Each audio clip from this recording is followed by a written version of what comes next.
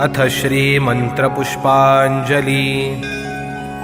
ॐ यज्ञेन यज्ञमयजन्त देवास्तानि धर्माणि प्रथमान्यासन् तेहनाकं महिमानः सचन्त यत्र पूर्वे साध्या सन्ति देवाः।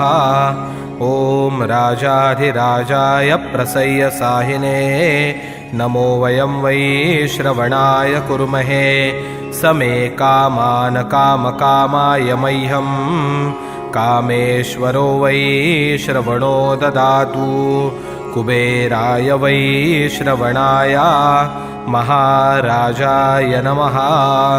ॐ स्वस्ति साम्राज्यं भौज्यं स्वराज्यं वैराज्यं पारमेष्ठ्यौ राज्यं महाराजमाधिपत्यमयन् समन्तपर्यायी स्यात् सार्वभौमः सार्वायुष आन्तादापरार्धात् पृथिव्यै समुद्रपर्यन्ताया एकराळिति तदप्रेषश्लोकोऽभिगीतो मरुतः परिवेष्टारो मरुतस्यावसनगृहे आवीक्षितस्य कामप्रे विश्वे देवा सभासदैति।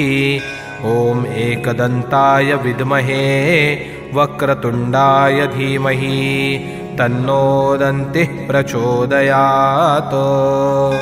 ॐ